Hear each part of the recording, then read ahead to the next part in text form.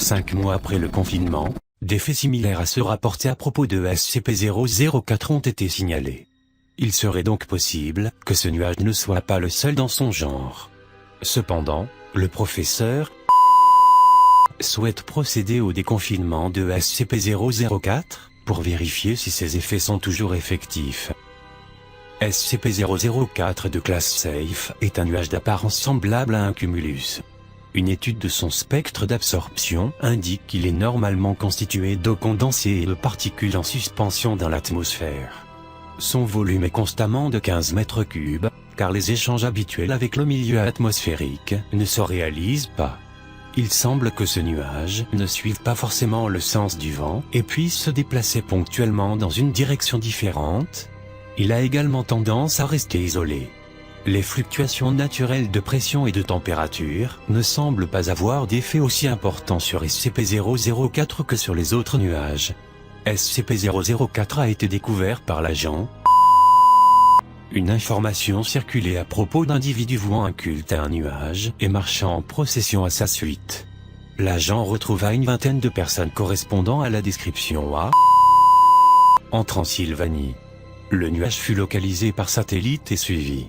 Les croyants du nuage suivaient en fait un meneur, qui avait subi les effets de SCP-004.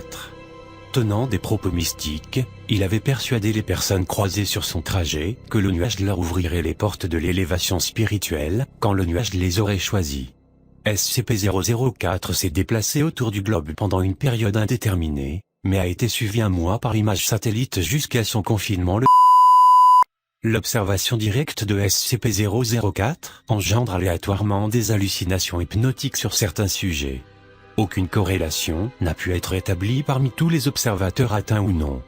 0,33% des sujets exposés sont atteints par les effets de SCP-004. Il semble qu'un sujet indemne garde ce statut toute sa vie et ne puisse jamais être victime d'hallucinations si celui-ci n'en a pas subi lors de la première exposition. Le champ d'action du SCP est proportionnel à sa visibilité et au champ de vision du sujet. Les hallucinations varient d'un sujet à l'autre et peuvent être de nature, d'intensité et de durée hautement variables. Les victimes qui ont pu être observées paraissent la plupart du temps amorphes ou obnubilées, fixant le nuage.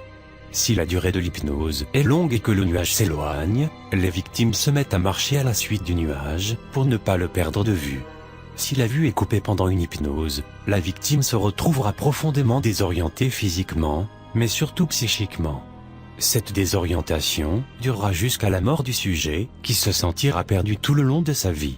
Avant sa découverte, il est très fortement possible que SCP-004 ait causé de nombreux accidents aux conducteurs de véhicules inopinément hypnotisés.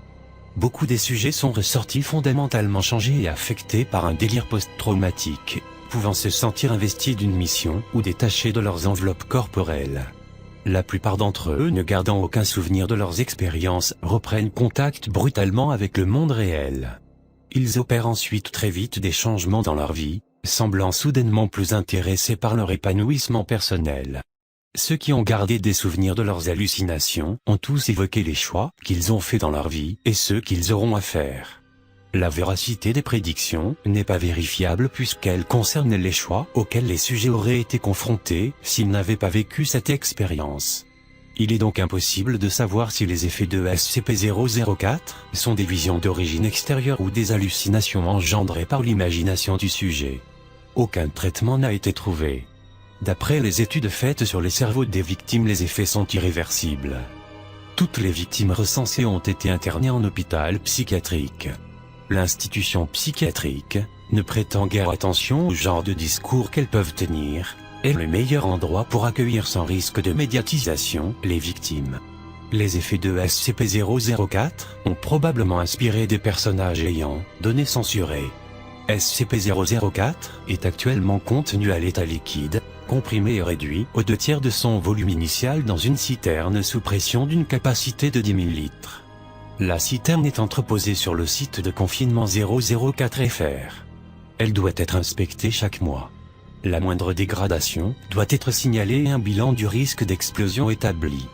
En fonction du risque, un changement de citerne peut être effectué sur le site même, qui disposera toujours d'une citerne d'avance et du matériel nécessaire au transfert du SCP.